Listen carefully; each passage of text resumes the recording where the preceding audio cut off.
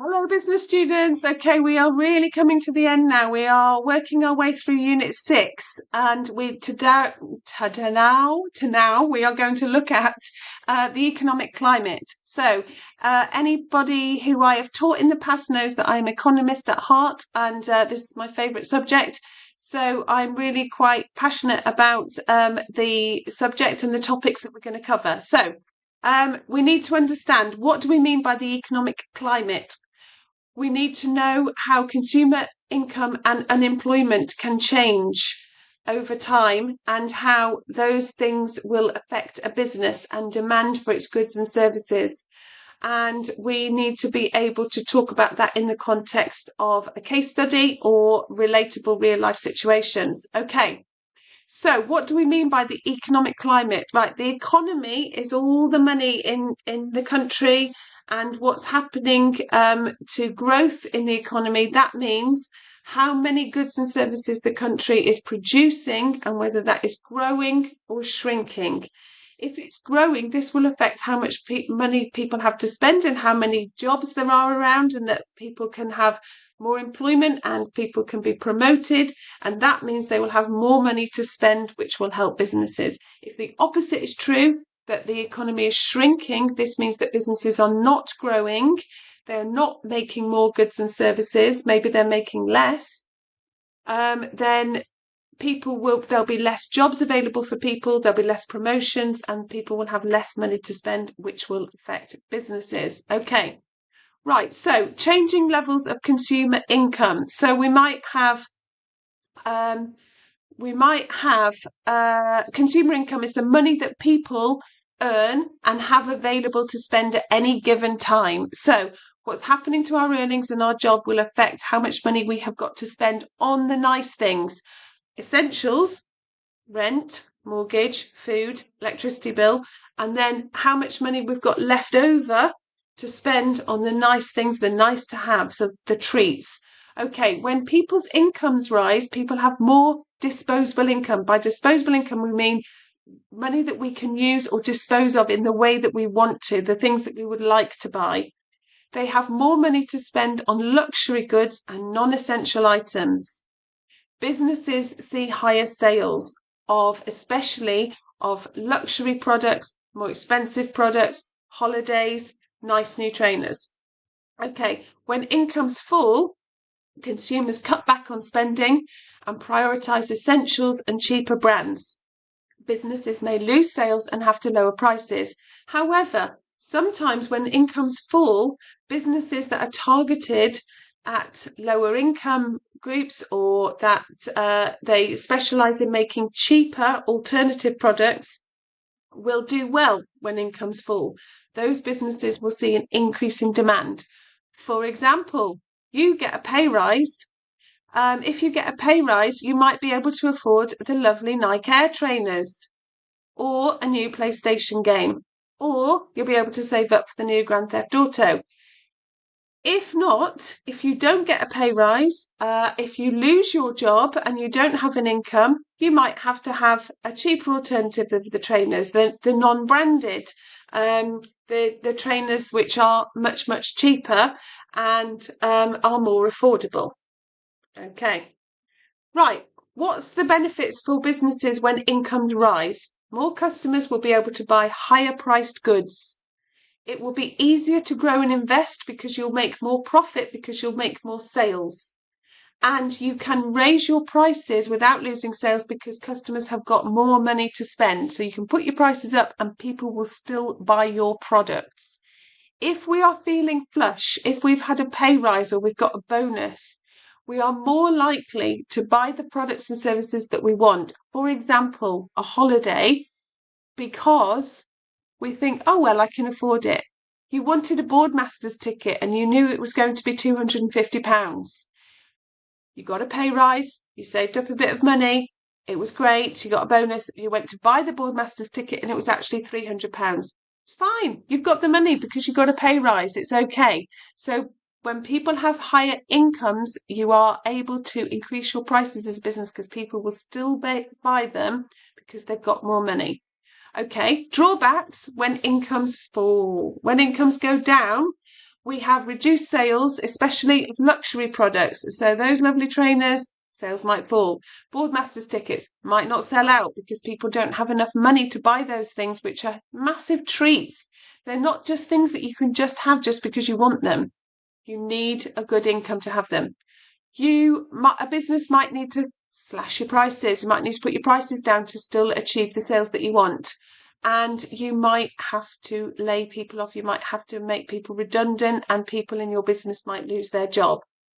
Okay.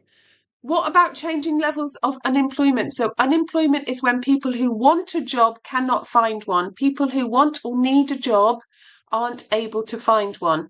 So unemployment is high. When unemployment is high, customers spend less money. Consumers can't buy themselves the treats that they want. They can't have the nice things. They can't upgrade their phone. They can't go on holiday. They can't change the car. Businesses may have lower sales, but it might be easier for the business to find staff, and they could possibly get away with paying them lower wages because lots of people are looking for a job. You've got what they want. You've got a job, so you might be able to lower the wages that you're offering because more people are unemployed.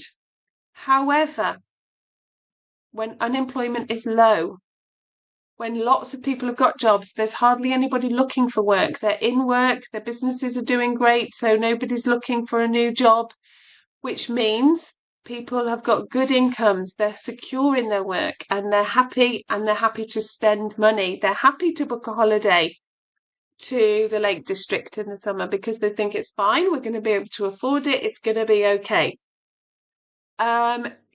It's harder for businesses to recruit staff. If there's not many people looking for work, then it's harder to find new staff, which means you might have to offer higher wages to attract people to come and work for you if you really need a member of staff, which means your costs are going to go up.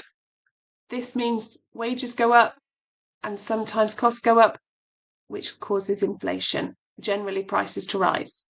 Okay, for example, Domino's. If fewer people are unemployed, that means if more people have got jobs, more families will make a decision on a Friday night. Guys, let's get a Domino's. We'll be able to afford a takeaway pizza. This will increase sales at Domino's. The opposite is true. If lots of people lose their job, if people are being laid off from businesses because they don't have enough demand for their products and services, businesses like Domino's will suffer because people won't be able to afford the Friday night treat. Businesses like Domino's will have to put on lots of special offers to try and encourage people to still have those treats at a weekend or on a Tuesday. Okay. What's the benefits of low unemployment? So the benefits of there being lots of people in work. People have got more money to spend, there's higher demand for goods and services, and it's easy for businesses to grow and expand. That's your analysis. Low unemployment means people have got more money to spend, higher demands for goods and services. So what? Therefore, it is easier for the business to make a profit and to grow and expand. The drawbacks of low unemployment, the drawbacks of when everybody's got a job and everybody's working hard and getting promoted, is it's difficult to find new staff. If you've got a vacancy, it's hard to attract somebody to come and work there because there's not many people looking for a job. Wages might rise due to competition for workers because we've got to give these people something to attract them to come and work for us. Right, how can businesses react to the economic climate? If incomes fall or unemployment rises, so our wages go down, we get a pay cut, or we get laid off by our employer, we get made unemployed, then we are going to have to cut our costs. We're going to have to find ways of cutting our costs. So we might reduce our staff even further, or go and find cheaper suppliers to try and lower our prices to attract people to come and buy, consumers to come and buy from us. We might introduce alternative ranges like a basics or a cheaper version of our products. And we might put on hold any plans for expansion or growth or new marketing campaigns or developing new products because we can't afford to. People aren't buying our products because they're out of work.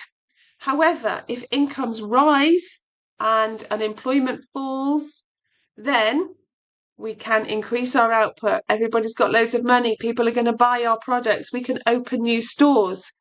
We can invest in better equipment. We can increase the wages for staff. We can improve training for staff. We can launch a premier range, a luxury range, a better range, because we think these guys have got more money. They'll probably buy it if we introduce a bit of a posher range.